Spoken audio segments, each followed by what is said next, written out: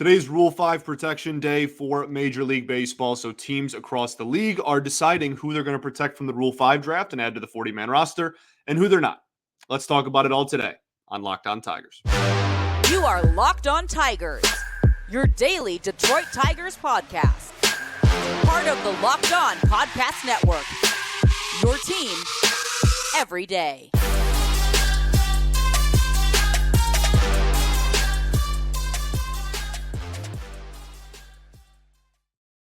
What is up, everybody? Welcome back to another edition of Locked On Tigers. I'm, of course, your host, Scott Bentley. Today is Tuesday, November 14th, 2023. Thank you so much for making Locked On Tigers your first listen every single day. We are free and available wherever you get your podcasts, including YouTube, part of the Locked On Podcast Network, your team every day.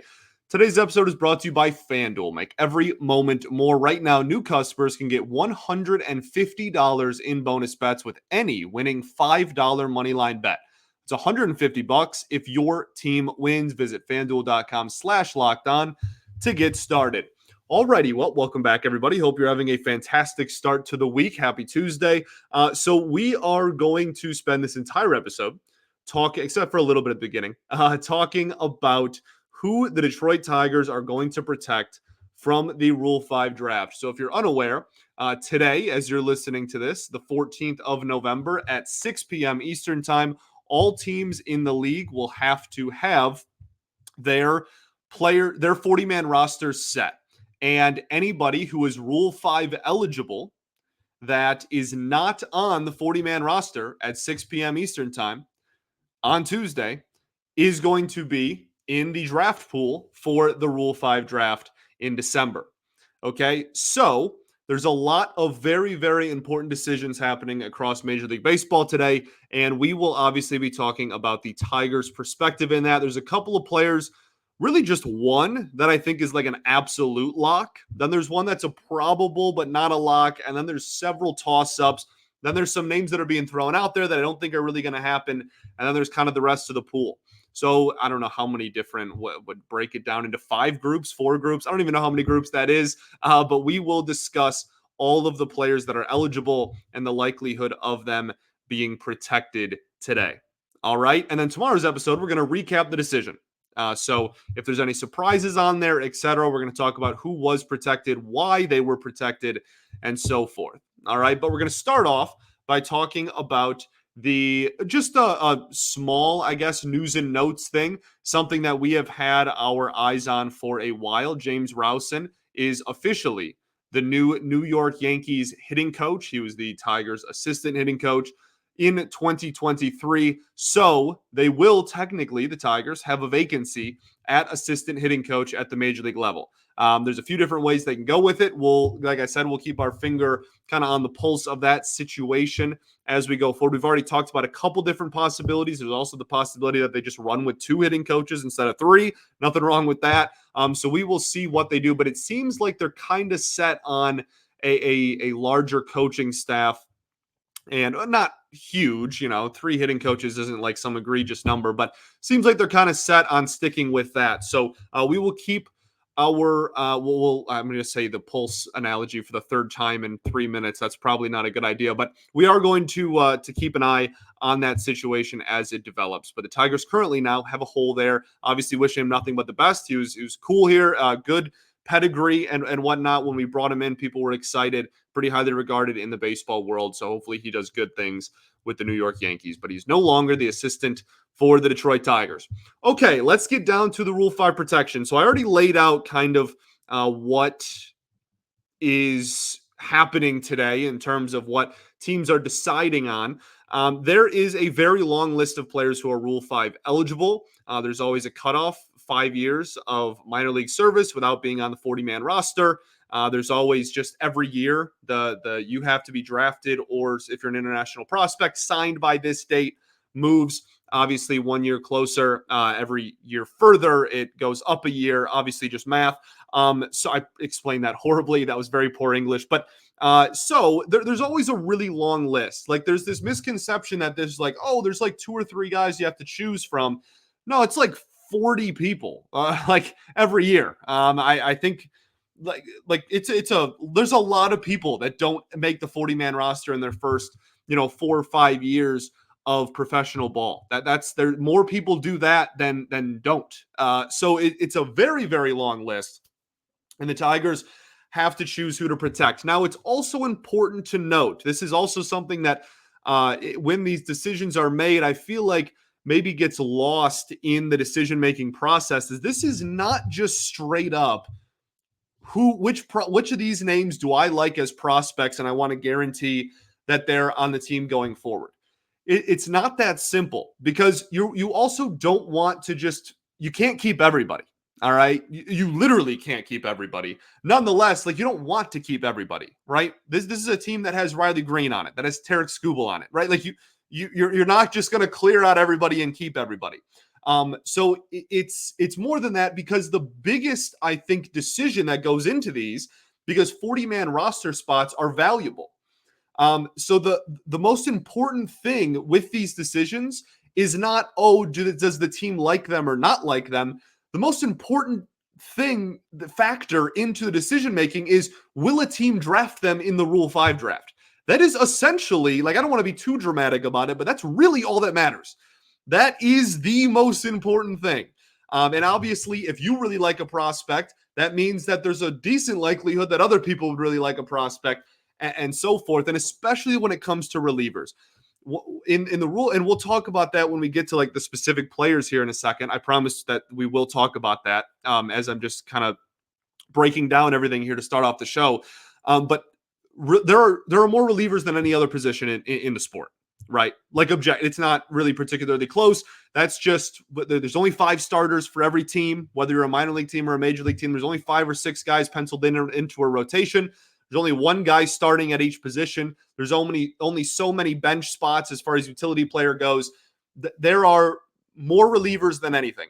So in the Rule 5 draft, it's often an opportunity for teams to take a chance on a guy that you are comfortable putting in the bullpen.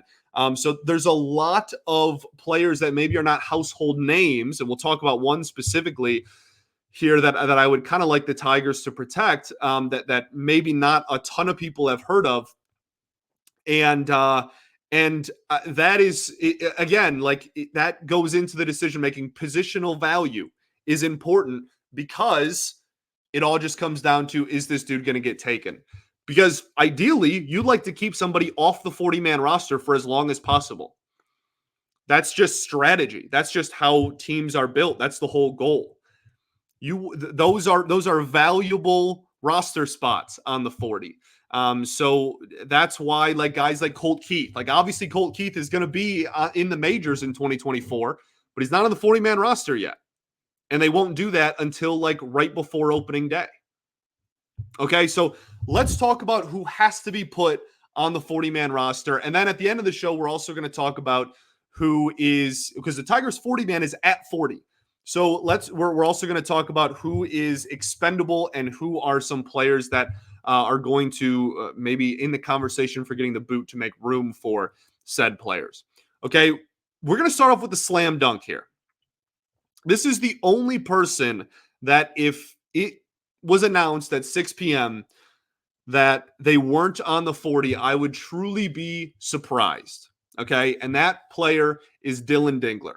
That's the only player that I would be floored. I would be very, very surprised if he was not on the 40-man roster.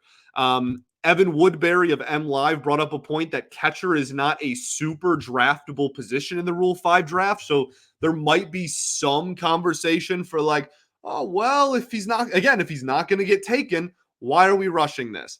But he did well enough last year. And I think most importantly, you just have a lack of catcher depth as an organization, and you want to give Dingler an opportunity. If you want to give him an opportunity in 2024 anyways, why not guarantee that opportunity and not lose the little catching depth that you have, or even risk losing the little catching depth that you have?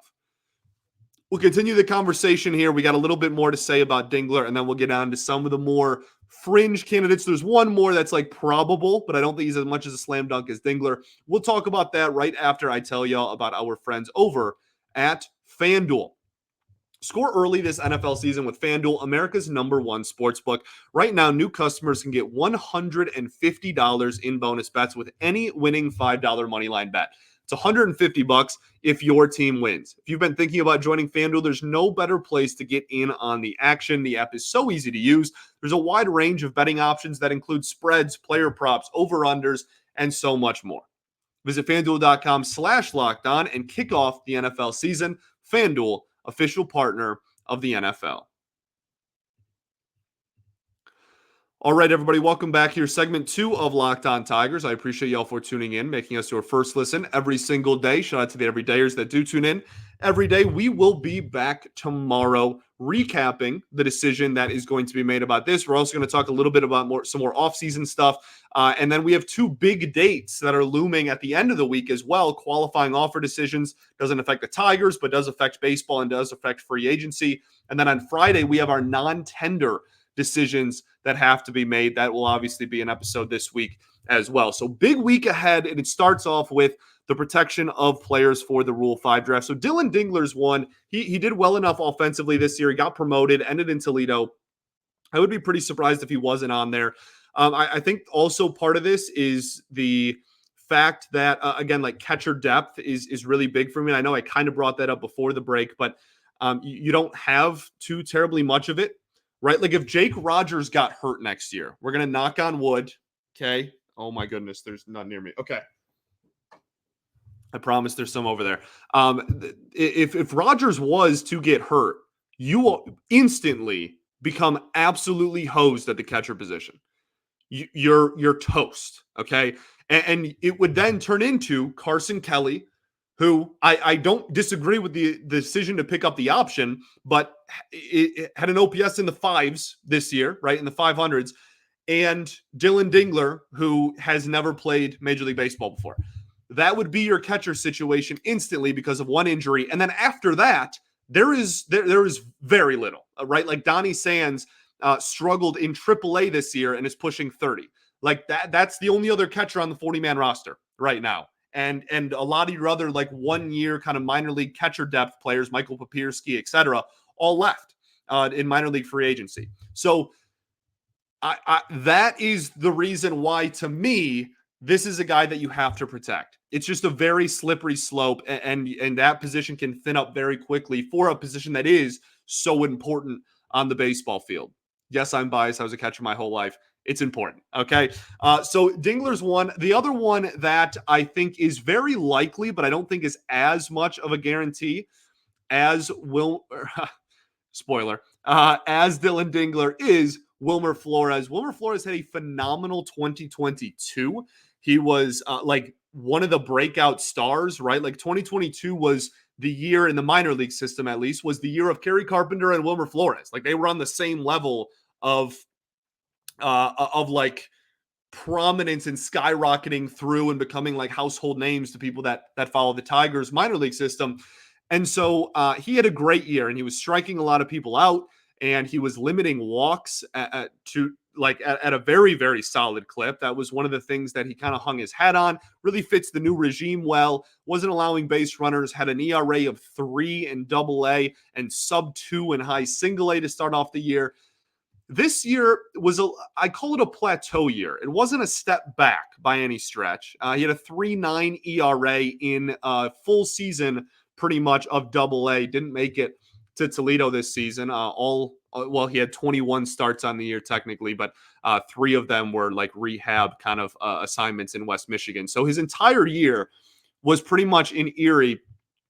And like I said, 3.9 ERA. The walk numbers went up a little bit, but the strikeout numbers went down. He had a 9.1 K per 9 this year. You'd like to see that get back up. He's also adjusting a lot. This is a guy that has constantly been adjusting. He has a pretty lively fastball.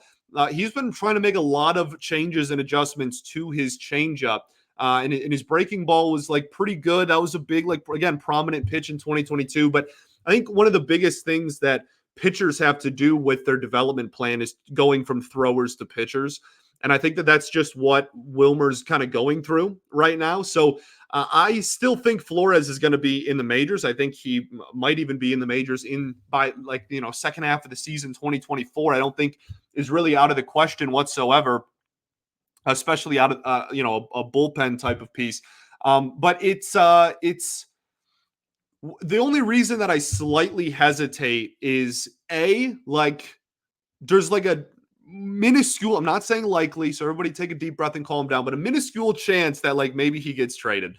But I think and we already talked about like pitchers have a higher likelihood of getting taken in the Rule 5 draft. So that would more incentivize you to take him. But just because this wasn't another big step forward year, that kind of makes it like, like if Scott Harris' new regime wasn't his pick, like if he doesn't like him, maybe he risks not protecting him.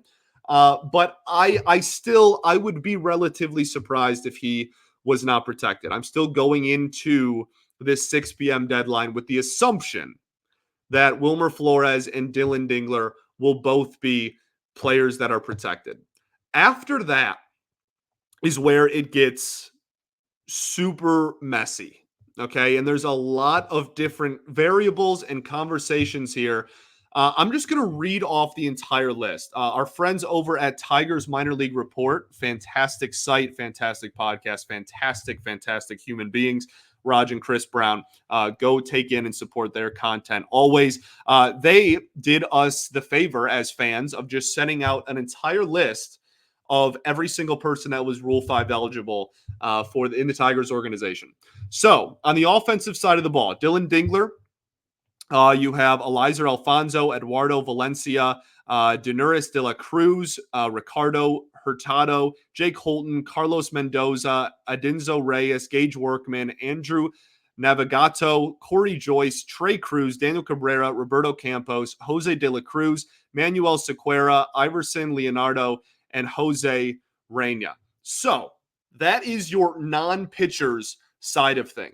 On that list, who outside of Dingler jumps out the page at you as like, we need to protect this guy? The names that I get thrown at me the most since the season ended, and people that just like ask questions about like, oh, like, protection, like, is he going to get protected? I have had a couple about Gage Workman. That's not happening. Trei Cruz and Roberto Campos, I would say, are the two that are the most prominent and most frequent questions that I get asked.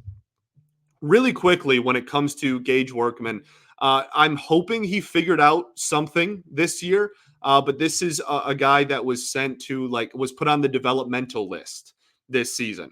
Was just struggling so much that he went on a list that's in minor league baseball just for players like no injury designation, just are struggling and need to like step away and work on some stuff. So he's not going to be a priority. Gage, I just had a couple of people ask about that. But I've had a lot of Trei Cruz and Roberto Campos, and I guess I have had one Daniel Cabrera. He's struggled too much as well. It's not going to be him either. Trei Cruz had an interesting year. He was drafted as a shortstop out of Rice. Obviously, third or even fourth generation baseball player. Baseball family through and through, was part of that Tigers 2020 draft that also involved, obviously, Daniel Cabrera and Gage Workman, right? That's why they're all on this list at the same time, right? They were all drafted the same year. So when it comes to Trei Cruz, drafted as a shortstop, moved to center field this year and like played solid defense in center field this season. Really, not too many people had very many complaints about what he was doing defensively. And he wasn't like a poor defensive shortstop or second baseman either. Molding him into like a super utility that could play a lot of different positions has value. The issue is, in a full season in Double-A, didn't play in any other level this year, he hit 214 and had a 706 OPS. Now, he walked a boatload, which is great and something that this organization is going to highly value. But he had a 371 slug and a 214 average in Double-A. Is there a chance that he could get taken by an organization that maybe sees the walk numbers and sees the positional versatility and wants to take a chance on him? Sure. Not zero, right? But is it likely? And are the Tigers going to be really, really distraught if they lose him? Next year's going to be his age 25 season. He has not played above AA and just hit 214 in AA. I understand the mindset when people ask me, and there's some people out there that really do think that Trei Cruz is going to get kept, and to each their own. It's a beautiful thing to have a different opinion, but it's just one of those things where I just don't think he's done enough offensively to A, make the Tigers want to give him a 40-man roster spot, and B, make the Tigers scared that he's going to get taken in the same breath. And those are obviously the two biggest factors behind these decisions. Let's talk Roberto Campos, the one everybody wants to talk about. We'll do that right after this.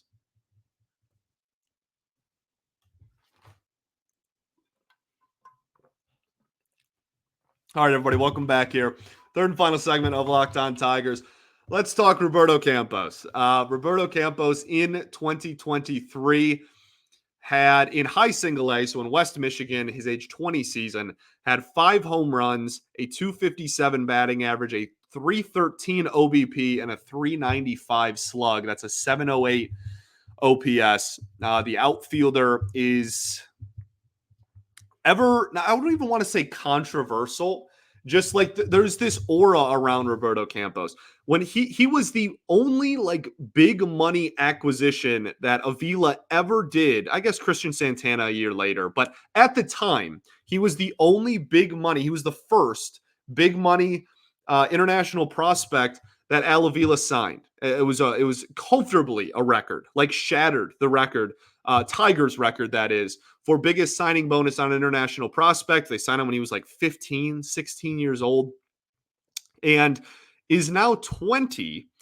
And it was always believed that the reason that they gave him the big money and the ceiling came from the fact that he was super athletic, could run like the wind, and had power.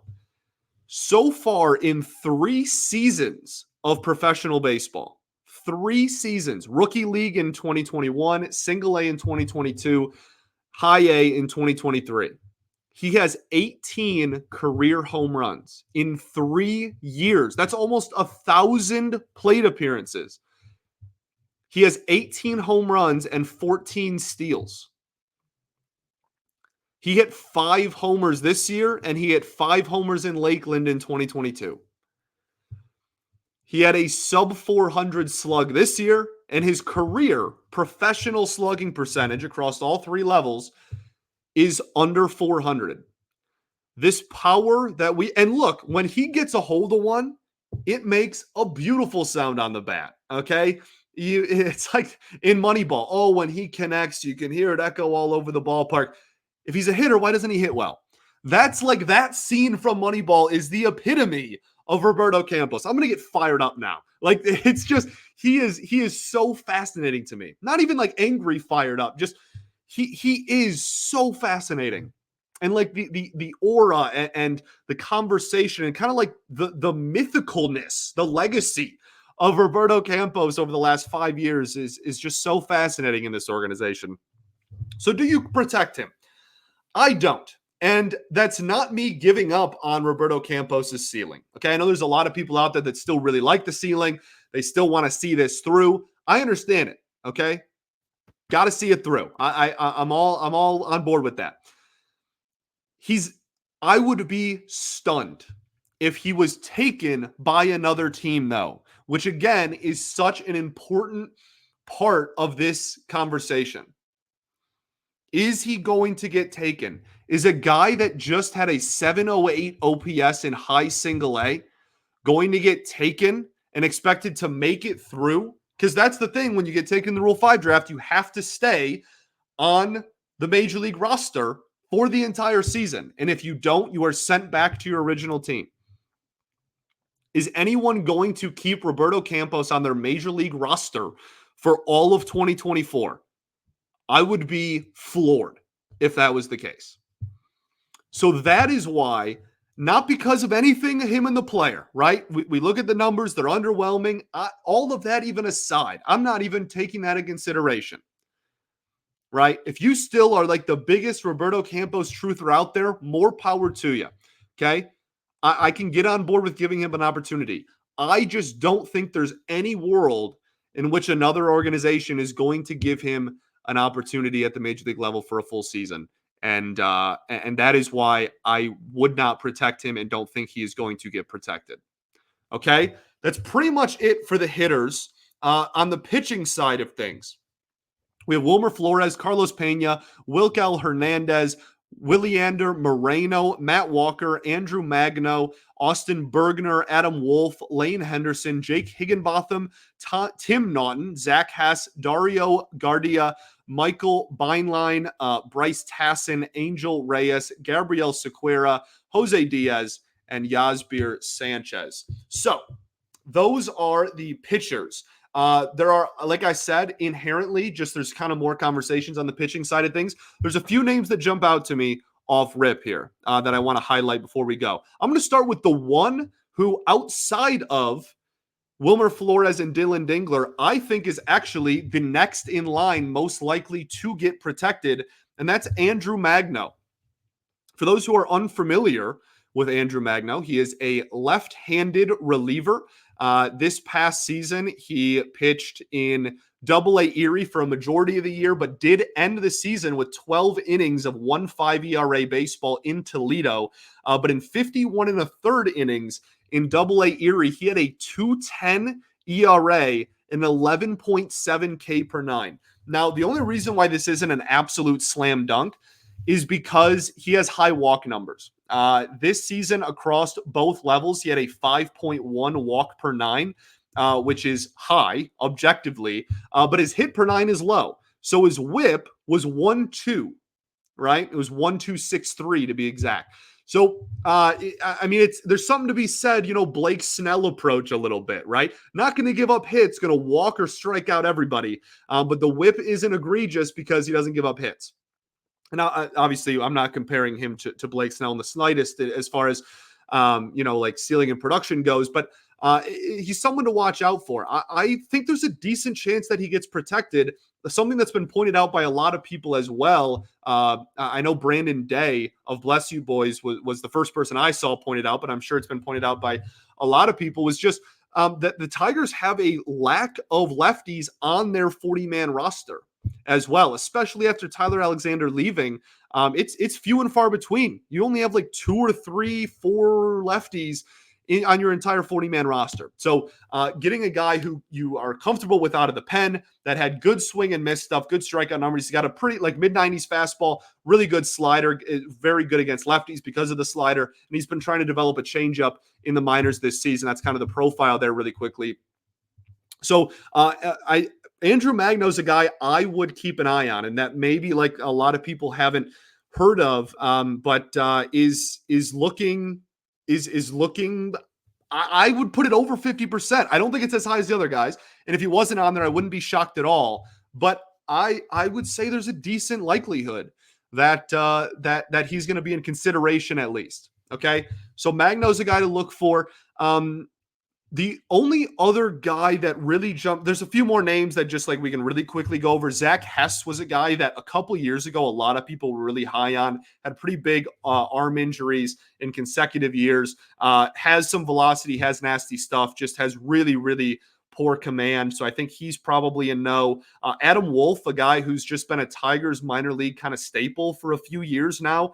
I think he's a lefty, and like all of these guys that are lefties, I think there's a fighter's chance for him, but we'll see. Wilkel Hernandez is a guy who I don't think is going to happen, but has shown some flashes as well. Austin Bergner had a really solid few months, and then between last year and this year had a really solid couple of months at one point, but hasn't been able to sustain that. But he's a guy big body out of the bullpen that absolutely could be in consideration there.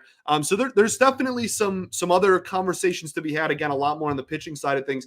The other person I kind of have my eye on, I don't think it's likely. I'd put this way under 50%. This is kind of like a dark horse candidate for me, is going to be Jake Higginbothom. Jake Higginbotham, fantastic name, obviously. But this season in Double-A Erie, had a 3.31 ERA in 51 and 2/3 innings. Only an 8 strikeout per 9, which is why I still think he's probably a no. But took a huge step forward in terms of walk numbers, cut down the walk numbers.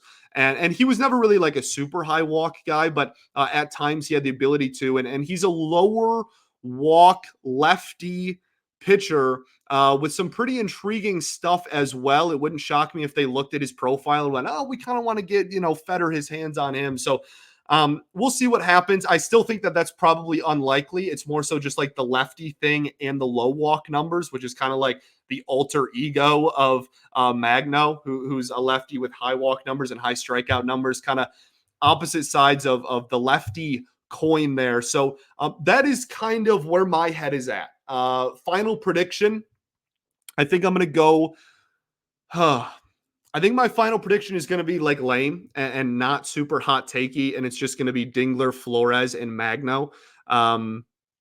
I guess Magno is maybe a little bit of a spicier one, but certainly not as spicy as last year. Like last year, if anybody would have had their money on Brendan White getting protected going into last year's deadline, you'd be a millionaire right now, right? And that's the beautiful part about this. Last year, 5 players were added when we only thought like 2 were going to be, maybe 3.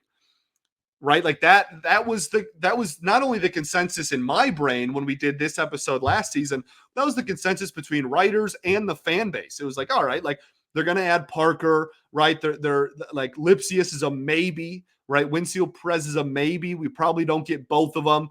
Brendan White wasn't on anybody's radar, right? They added 5 people at last year's deadline, and we only expected a couple. So that could happen again. Scott Harris is going to do whatever Scott Harris believes is the right decision here. But that is kind of where my head is at. Now, when it comes to who is going to be removed from the 40-man roster, I don't think this is a super long conversation, which is kind of why we're just putting it here at the end of the show. There are some names that the 40-man roster currently with the Detroit Tigers is not like, oh, there's 40 guys and there's no room for anybody else. There are very easily players that you can look at and go, okay, I wouldn't mind losing them in the 40. One of the fascinating conversations off rip is Austin Meadows, as it always is going to be. The decision for non-tenders is this week. So I don't know. Like if you're not going to tender him anyway, you might as well just get ahead of the curve now. Do it now. Add whoever you're going to add. And then you don't have to do it again on Friday. He's just off the 40. But if you want to wait until Friday, or if you want to keep him on the 40-man, you do want to take him to arbitration and you don't want to non-tender him, that's obviously a conversation we'll have later in the week. But he's going to be on there. Tyler Nevin is going to be in that conversation. And I said it earlier, if Dingler's added, I think there's a real chance that Donnie Sands is going to get the boot, again, pushing 30 and just like didn't have a very good year in Toledo and was, I don't want to say a throw-in, but he was kind of the lesser of the 3 prospects you got for Gregory Soto.